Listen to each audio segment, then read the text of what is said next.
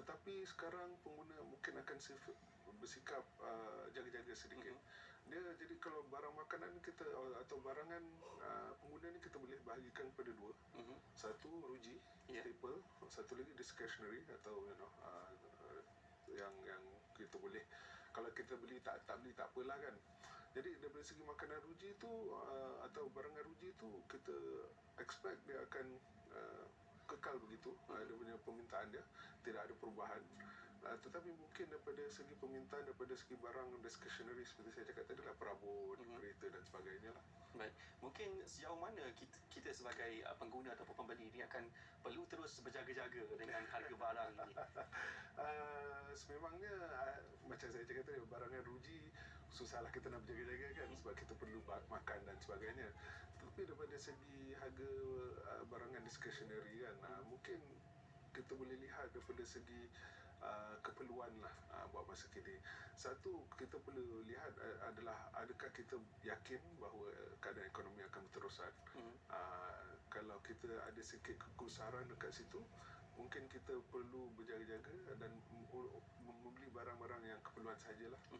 Baik, kita lihat juga bila kita kaitkan dengan harga barang ini dan juga pembelian dan perbelanjaan pengguna, sejauh mana harga barangan semasa sekarang ini memberi kesan atau memberi impak, mempengaruhi pembelian dan juga corak perbelanjaan ketika ini? Di situ kita kena, saya cakap tadi, kita kena bahagikan kepada dua lah, distinguish kan. Jadi barangan ruji kita memang tak ada pilihan lah. Jadi walaupun harganya meningkat, pembeli atau pengguna masih lagi akan membeli kerana itu adalah makanan ruji seperti beras dan sebagainya. Tetapi daripada segi barang discretionary, apa yang kita lihat, barang apabila ada kenaikan harga yang mendadak umpamanya, di sini pembeli akan mengurangkan pembelian harga-harga tersebutlah. Mungkin juga kerana harga yang tinggi, mungkin juga daripada segi jika harga barangan ruji yang naik, di situ disposable income pengguna akan lebih kepada situ. Mungkin dia tak, disposable income mereka untuk membeli barang-barang discretionary ni berkurangan lah. Jadi di situ kita boleh lihat bagaimana sekarang ni mungkin pengguna-pengguna lebih bersikap jaga-jaga untuk barang discretionary, tapi masih lagi berbelanja untuk barangan ruji.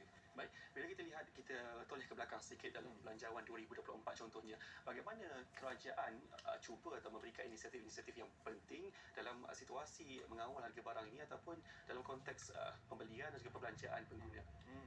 Dan antara perkara yang perlu dilakukan untuk mengawal harga, antaranya lah meningkatkan supply lah.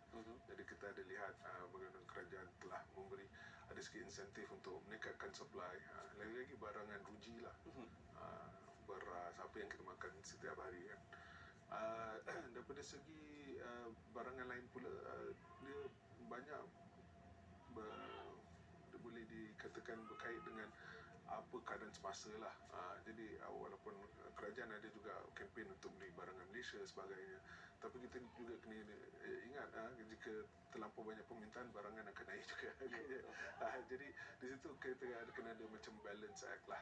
Baik, ringkas Encik Imran, mungkin dalam tempoh 5 tahun ataupun 10 tahun selepas ini, bagaimana konteks perbincangan ini akan dijangkakan oleh pengguna-pengguna di luar sana? Agak panjang tempoh dia. Tapi apa yang kita boleh lihat adalah fenomena kenaikan harga barang yang agak mendadak baru-baru ini banyak berkait dengan disebabkan pandemik, rantaian bekalan makanan dan sebagainya. Mungkin perkara-perkara ini akan menjadi lebih ease lah kan, tak menjadi isu dalam 5 tahun akan datang. Jadi mungkin lebih kepada permintaan pembeli dan sebagainya yang akan mendorong harga-harga barang untuk meningkat. Baik, terima kasih banyak kita ucapkan kepada Encik Imran Yassin Mad Yusof, Ketua MIDF Research, untuk perkongsian yang diberikan sebentar tadi. Dan dengan itu, buah BIS itu tadi menutup BIS Malaysia edisi 4 April 2024. Saya Izamin Nasir. Assalamualaikum dan salam Malaysia Madani.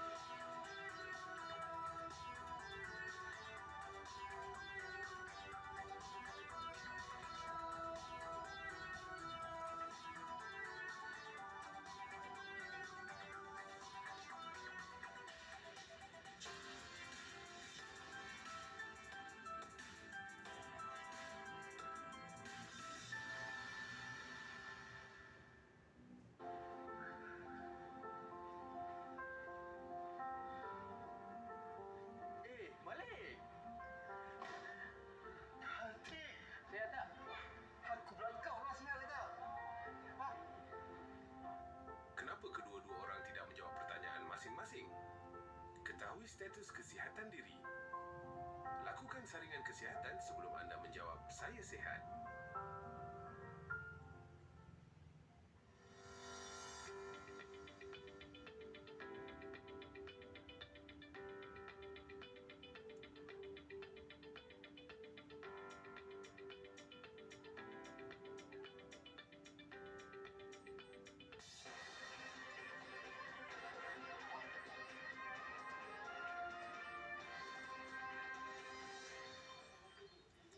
Assalamualaikum, salam Malaysia Madani. Saya Nurul Zahira Razi. Berita wilayah dimulakan dengan rangkuman laporan utama. Lembaga Tabung Angkatan Tentera LTAT mengumumkan kadar dividen 5% bagi tahun 2023 melibatkan jumlah pembayaran bernilai RM485.08 juta. Ia akan diakhirkan kepada 123,380 pencarum bermula hari ini. Menteri Pertahanan Datuk Seri Mohamed Khalid Nordin berkata jumlah pembayaran itu meningkat berbanding RM476.45 juta untuk tahun 2022.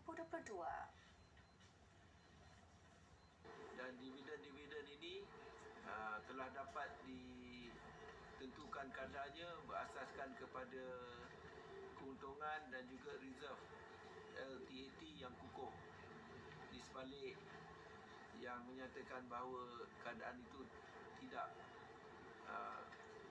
terdapat dalam LTAT. Jadi kita percaya bahawa LTAT akan terus bergerak dengan baik cemerlang.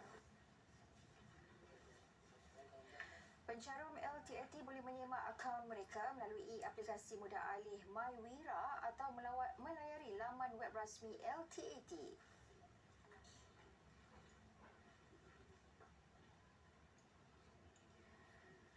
Sementara itu, di Kedah, 50 penduduk miskin tegar di daerah SIK menerima agihan dividen menerusi projek ladang sejahtera agropolitan SIK berjumlah RM22,500.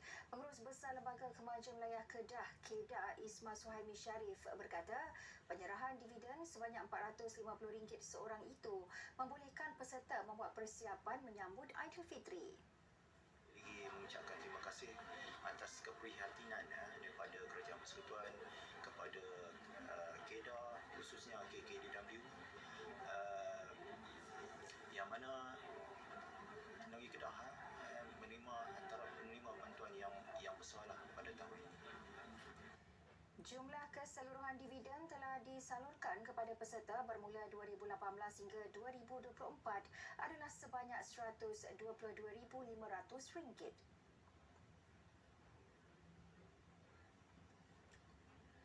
Menjelang Syawal, perantau Kelantan disaran menggunakan laluan jalan Gua Musang Jeli sebagai langkah penyuraian trafik. Ini terutamanya mereka yang menghala ke Rantau Panjang, Tanah Merah, Pasir Mas dan Tumpat. Menurut Pengarah JKR Negeri Muhammad Suhaili Ismail, pihaknya menjangkakan pertambahan kenderaan secara mendadak memasuki negeri tersebut menggunakan jalan Gua Musang Kuala Lipis bermula esok. JKR juga akan meletakkan beberapa papan tanda untuk memaklumkan perantau terlibat agar menggunakan laluan yang disarankan sekaligus mengurangkan jarak kesesakan Gua Musang Kuala Krai.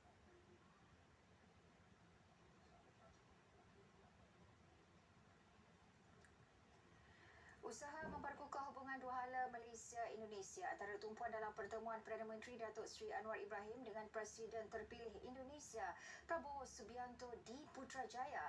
Kedua-dua pemimpin itu turut berkongsi pengalaman dan pendapat mengenai karya masing-masing.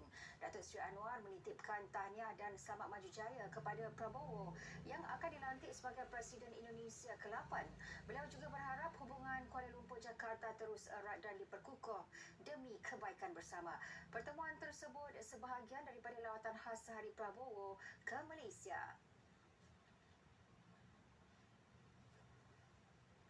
Datuk Seri Tiga lagi bekas petugas media yang uzur dan sedang diuji menerima sumbangan menerusi tabung kasih Hawana. Penerima merupakan bekas penerbit rancangan RTM Jalil Makdum, bekas juruhebat Suara Malaysia Muhammad Arif Esa dan bekas petugas di bahagian percetakan Karang Kraft Haris Abdul Salam.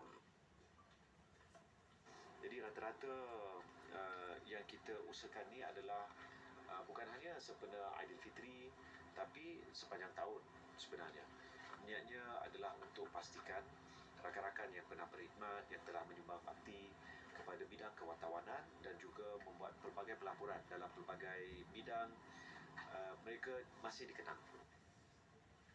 Fahmi ditemui selepas berkunjung ke kediaman Jalil dan Muhammad Arif di Ampang. Sumbangan kepada Haris disampaikan Ketua Pegawai Eksekutif bernama Nurul Afida Kamaluddin. Pilihan Raya Kecil PRK Dewan Negeri Kuala Kubu Baru ditetapkan 11 Mei bagi hari pengundian. Manakala tarikh undi awal pada 7 Mei dan penamaan calon 27 April.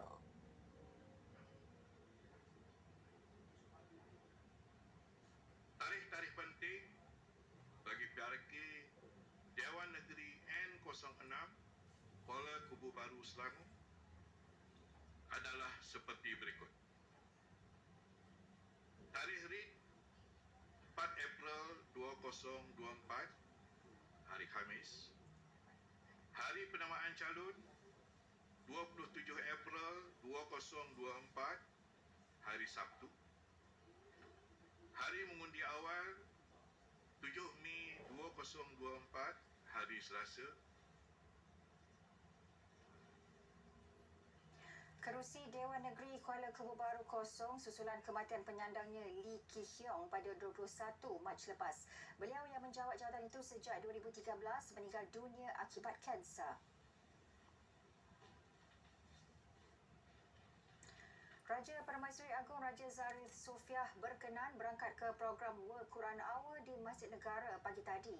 Keberangkatan tiba Sri Paduka disambut Menteri Pendidikan Fadina Siddiq, Timbalan Menteri Hal Ehwal Agama Dr. Zulkifli Hasan serta Timbalan Menteri Belia dan Sukan Adam Adli Abdul Halim.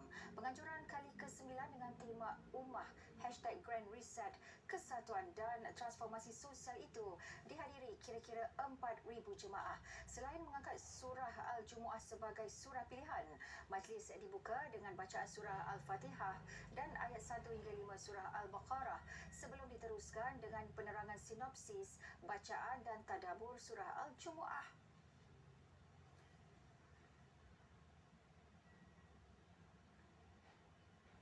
Baik saudara, untuk laporan cuaca seluruh negara langsung bersama pegawai Met Malaysia Syazwani Yahya.